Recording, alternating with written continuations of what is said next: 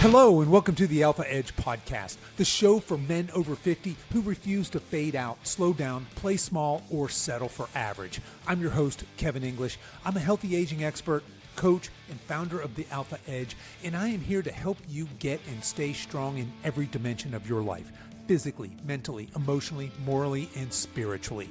You're here because you're ready to reclaim your power, to own your masculinity, and lead your life with strength and purpose. If you're ready to sharpen your edge, revive your drive, and lead like a man who's built for more, you're in the right place. All right, men, let's get after it. All right, men, let's talk about alcohol. It is everywhere. It's in our homes, in our restaurants, it's in our celebrations, it's in our stress relief. And for most men, it's just normal. Friday night, crack a beer, dinner out, order a glass of wine, business trip, bourbon at the bar, nobody questions it. But here's the thing.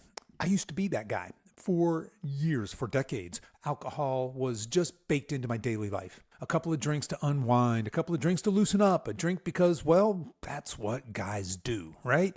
Until I finally started asking myself some hard questions.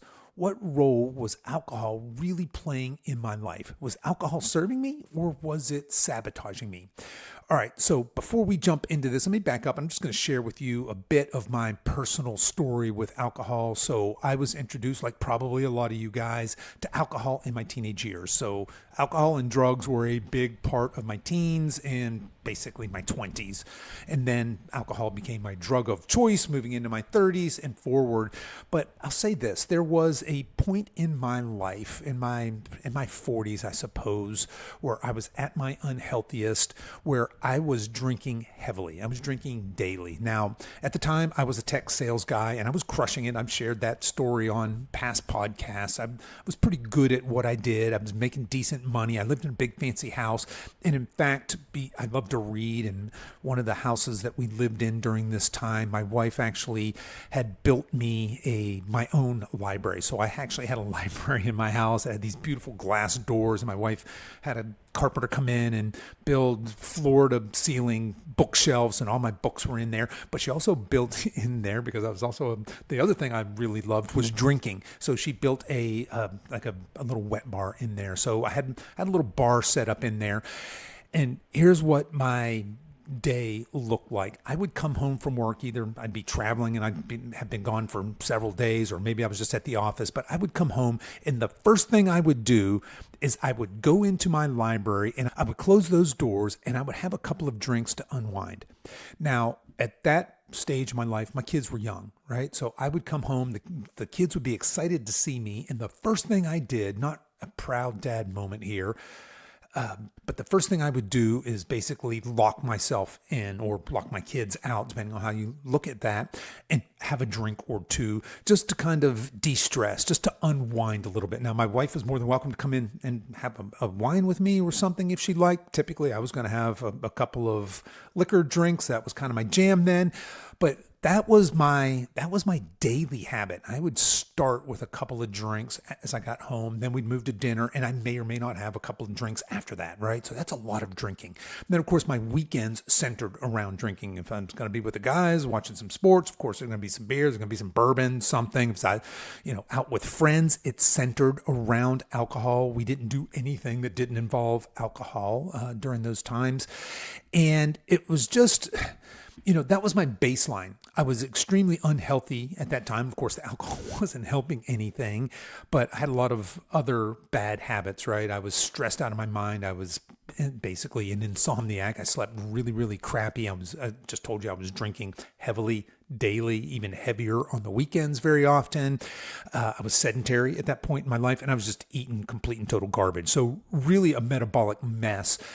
And I'm here recording this podcast now, and it's been a little more than a year and a half since I've last had any alcohol. So I no longer drink alcohol at all. And now it was a long path getting here, but I want to share with you what really changed the whole trajectory of my drinking behavior. First, it was a health scare in my late 40s. I've talked about that somewhere before as well. I had this health scare where I ended up in the hospital for 3 days. And that's really what got me on this whole, I want to be healthy. I want to be around. I want to see my grandkids. I don't want to be that dude who dies of a heart attack in his 40s, right? But what started me on this was this idea of sober curiosity, being sober curious and doing a sober October or a dry January. So I did probably 5 years worth of either a sober October or a dry January. And then a couple of years ago, I actually did a dry January and I felt so freaking good that I just rolled into a dry February. Now, don't get me wrong. During that part of my journey, let's say I would do a sober October, you better believe November 1st, when that rolled around, I knew exactly what drink I was going to have. I had all the ingredients. I was ready. And that, November 1st, I was back to my old ways. But I was slowly questioning alcohol. But here's the thing. I was questioning because by this time, right, if you look back 5-6 years ago, I was transitioning from being a corporate stressed out sales guy to becoming an entrepreneur. So now I've got a couple of businesses that I run that are online, health, nutrition, exercise, mindset type businesses. But I was still drinking, but I was drinking a whole lot less. And the reason I was cutting back my drinking at that time was for physiological health, for metabolic health. I hadn't really made that connection to why I drink, to the psychology of drinking. So we're gonna dig into all of this here. But before we jump into this, I just wanted to share with you guys a little bit of my own past here. My path started with these little experiments, right? These sober Octobers and these dry Januaries, these 30-day challenges where the goal was to be sober curious. That's it, just 30 days. But those 30-day challenges, they just changed the trajectory of my life. So today, I want to challenge you guys right now, because this episode is going to drop at the end of September. I want to challenge you as we head into October. What if you stepped up? What if you gave yourself 30 days with no alcohol? Not forever, not some massive vow, just 30 days to test yourself, to sharpen your edge, to reclaim your clarity, to feel what it's like to live fully switched on. So this October, I'm inviting you into Sober October, a brotherhood challenge, a chance to see what you're made of. All right, guys, let's jump into this episode. Here's the truth, guys. Alcohol is one of the only drugs we ever have to defend not using. Think about that. If you turn down a cigarette, nobody bats an eye. If you say you don't shoot heroin, people don't question you. But if you're at a party and you say, nah, I'm good, to a beer, suddenly it's, hey man, what's wrong with you? You on meds or are you an alcoholic? It's like, lighten up, man, have some fun. And that's how deep this thing runs in our culture. We've equated alcohol with masculinity, with camaraderie, with relaxation, with romance. It's the reward at the end of a long day. It's that bonding agent between friends. It's that lubricant that makes socializing easier. And for most men, it goes completely unquestioned. But let's get real. Most of us are over drinking, whether we admit it or not. The baseline of what's considered quote unquote normal keeps creeping higher. Go back 30 years and a brewery on every street corner was unthinkable. Alcohol at the movies, at the kids' ball games, at your local barbershop, unheard of. Now it's frickin' everywhere. We've built a culture where the assumption is, of course you drink. But here's the deal. Most men have never once experienced their adult lives without alcohol in the picture. I know I certainly went decades without experiencing that. From the high school parties to college to dating to business networking, all the way into marriage, into fatherhood. We've been drinking so long, we don't even know what life feels like without it. So the question is this. If you've never actually tested life without alcohol, if you've never taken a break, never gone 30 days clean and sober, how do you really know it's serving you? And look, let's not sugarcoat this. Alcohol is ethanol. Ethanol is poison. It's the same stuff that we put in rocket fuel, car fuel. We put it in hand sanitizer to kill living organisms.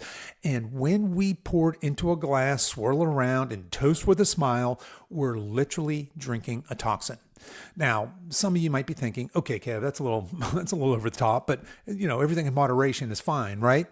Let me be blunt. There is no biologically, physiologically, metabolically healthy amount of alcohol for a man's body. None. Zero. Full stop. Just like there's not a healthy number of cigarettes you can smoke. Here's what alcohol actually does. First up, it wrecks your sleep. Even one glass of wine can slash your REM cycles from 5 or 6 a night down to 1 or 2. You can still clock your 8 hours of sleep, but you're going to wake up foggy, groggy, and depleted because your brain actually never got the recovery that it needed. Next up, guys, it jacks your hormones. And when I say hormones, I'm talking about specifically testosterone. So alcohol is going to lower your testosterone, it's going to raise your cortisol, and it's going to mess with your metabolism. The translation to that, softer muscles, less belly fat, lower sex drive. Next up, alcohol shrinks your brain. Even one drink a day has been linked to a measurable brain shrinkage over time. That means slower thinking, worse memory, and a higher risk of dementia as you age. And then finally, alcohol raises your risk of disease. Cancer, liver disease, high blood pressure, you name it. One bottle of wine a week carries the same cancer risk as smoking 10 cigarettes a day. And yet 70% of Americans have no idea that alcohol is tied to cancer. Now, look, these aren't scare tactics. It's just science. Alcohol doesn't care how tough you are, how strong your willpower is, or how much you can handle. It will tear you down from the inside out. So here's the bottom line. When we drink, we're not relaxing. We're not celebrating. We're not connecting. We're literally dosing ourselves with a chemical that makes us weaker, softer, slower, and sicker. And that begs the question, why are so many strong men still giving it a free pass in their lives? So let's tackle the elephant in the room here. A lot of us don't drink because we, quote unquote, like alcohol. We drink because we need it. I certainly did. I needed it to loosen up. I needed it to be confident. I needed to fit in and be one of the guys. And look, that's just a lie. And I used to buy into that lie, hook, line, and sinker. Look, I'm a pretty introverted dude, and alcohol was my go-to confidence crutch. I was outsourcing my confidence, in other words, to alcohol. A couple of drinks, and suddenly I'm more relaxed. I'm more talkative. I'm more fun. But here's the harsh truth. Every time I reached for that glass, I was telling myself, Kevin, you're not enough. You can't handle this situation on your own. You need liquid courage. Guys, that ain't strength. That's weakness. And here's the kicker. Being the sober guy at the party isn't the bud skill you think it is. When you're the only man with a clear head, you pretty quickly realize that drunk people aren't witty or brilliant. They're sloppy and obnoxious. And you're not missing out, you're leveling up. But most men never see that perspective because they've outsourced their social confidence to a bottle. They've trained themselves to believe they can't have fun, they can't connect, they can't dance, laugh, or celebrate without alcohol in hand. Guys, that is not masculinity, that's dependency.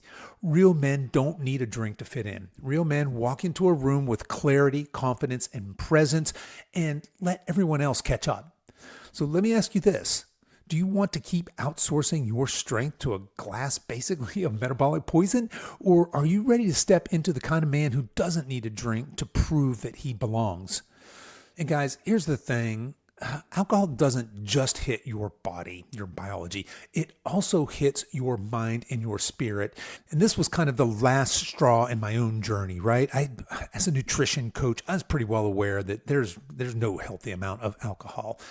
But think about why most of us drink. It's not because you love the taste of beer or you love the taste of whiskey, although I'll admit you've probably grown to love the taste of beer or wine or whiskey. But think back to your first drink. It's vile stuff. You had to develop a love for that taste over time. And it's because alcohol is the easiest shortcut to avoid feeling something that guys don't want to feel. Stress from work? Have a drink. Tension at home? Have a drink. Lonely, bored, anxious? Have a drink. And guys, I've been through it. And I'm not going to lie, it works. But again, we are outsourcing our mental health to this third-party toxin. Men, that's not strength. That's escape. Alcohol is a mask. It numbs discomfort instead of helping you face it. It quiets your mind just enough so you don't have to wrestle with any hard questions like, why am I restless? Why am I unfulfilled? Why do I feel disconnected from my wife or my kids or my mission? And here's the cost. Every time we reach for alcohol instead of facing reality, we trade growth for comfort. We trade authenticity for a buzz. We trade purpose for sedation. But here's the flip side, and this is huge. When you take alcohol out of the equation, you are forced to sit with yourself. And guys, I can tell you firsthand, this ain't exactly comfortable. It's uncomfortable. You feel exposed, you feel raw, you feel restless, you feel vulnerable. But lean into that discomfort and you're going to find something powerful: clarity, confidence, self-respect. You begin to rebuild trust with yourself. You stop breaking promises. You stop numbing your emotions and start actually listening to them. Anger, frustration, boredom, even joy. They all become signals pointing you towards what's broken and what needs to be built. And spiritually, removing alcohol is like flipping a switch back on. Your soul wakes up. You stop hiding. You stop silencing that still small voice that's been calling you to something greater. You begin to live with intention, purpose, and conviction. And that's why this isn't just about quitting booze. It's about reclaiming your mind, reclaiming your spirit, reclaiming your edge. And look, most guys know that downward spiral all too well. You tell yourself you're just going to have one or two drinks. But of course, after you have one or two drinks, you know what you're thinking is, man, another one or two drinks sure would be good right now.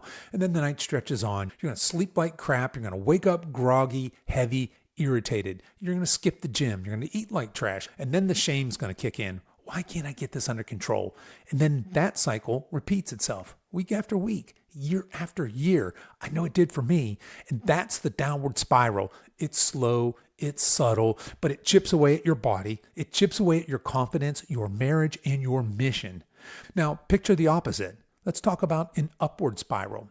You take alcohol out of the equation, and suddenly your mornings are clear. Your energy skyrockets. Your workouts feel sharper. Your mood is steadier. You feel like freaking Superman. You stop breaking promises to yourself. You rebuild trust. You start stacking wins, sleep, strength, focus, discipline, work, marriage, faith, purpose. All of that starts to improve. And this is why so many men who ditch alcohol describe it as waking up. It's like you've been moving through life with this weighted vest and suddenly it's off. You realize how much more you're capable of when you're not dragging poison through your system.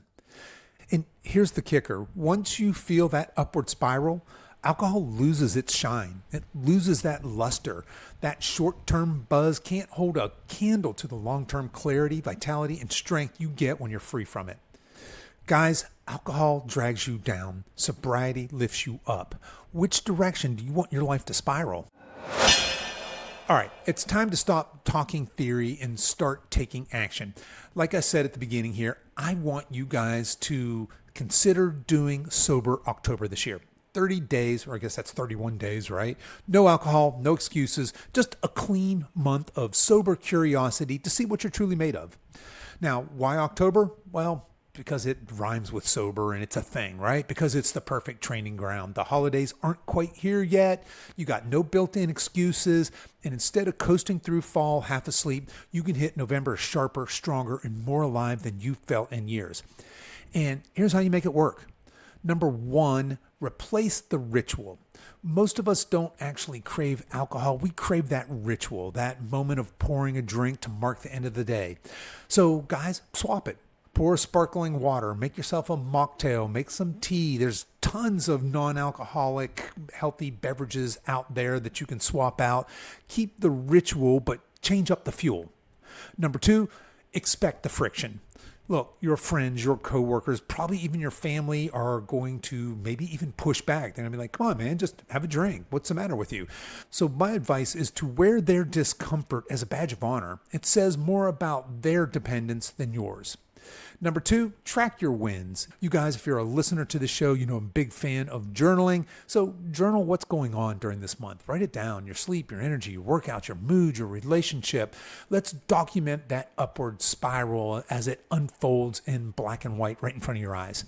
And then the fourth thing I would advise you guys, if you're interested in doing a Sober October, is do it together. Grab a buddy. Don't white knuckle and try and do this alone. Tell your brothers what you're doing. Invite them in. Share the challenge. Step into accountability. Iron sharpens iron. I know in our Alpha Edge Army group that we run here, our men's group, we are all doing this together through October. But look, I want to leave you with this. I want you guys to do Sober October as an experiment. I'm not asking you to quit forever. I'm asking you to just embrace the spirit of curiosity, especially those of you that have never done a 30-day period without alcohol. This isn't about labels. It's not about testing yourself. It's about experiencing life at full power, unclouded, unnumbed, just for 30 days straight. So here you go, guys. Are you going to step into the challenge? Are you willing to put your hand up, claim Sober October, and then lead by example? Because here's the truth. Most guys won't. Most men are going to stay comfortable, compliant, half asleep. But if you're listening to this show, you're not most men. So this October, let's rise together. Let's sharpen our edge together. Let's show the world what it looks like when men stand tall, clear-eyed, and fully alive. So let's wrap this up, guys. Alcohol is stealing from you. It's stealing your sleep. It's stealing your strength, your clarity, your drive. It's stealing your edge. And for what? A short buzz? A fake sense of belonging? A crutch that keeps you from facing the man in the mirror? Not anymore. Not for us. Not for the Alpha Edge tribe. I'm going to throw down the gauntlet here. This October, I want you guys to step up. No alcohol for the month of October. Sober October. Not because you have to, but because you choose to. Because you're a man who doesn't run from challenge. Because you refuse to settle for being dulled, numbed, and half alive. And here's my promise. If you commit, if you see this through, I guarantee you're going to come out the other side sharper, stronger, clearer, and more alive than you felt in years. You're going to rediscover your fire. You're going to rebuild your confidence. You'll remember what it feels like to live fully alive. That certainly was my experience. And now, guys, look, to be fair, I did 5 years worth of sober months, sober Octobers and dry Januaries. And like I said, I did a dry January and I extended it for 60 days. I went back to drinking after that. And somewhere in that summer, I felt that I didn't need alcohol, right? So this was a 5-year journey for me, reducing drinking to being aware of drinking to considering the psychological as well as metabolic effects of alcohol in my life to where I am today, where I just don't drink. I don't miss it. I don't need it. So guys, the choice is in front of you. You can stay comfortable or you can step into the fire. You can keep numbing yourself or you can reclaim your edge. Sober October starts in a couple days. Guys, who's in?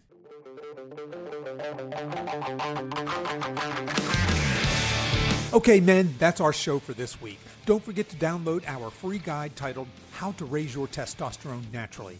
You can find the download link in the show notes for this episode on whatever app you're listening to this podcast on. If you've enjoyed today's show, here are 3 ways you can support us. Number 1, share this episode with a friend.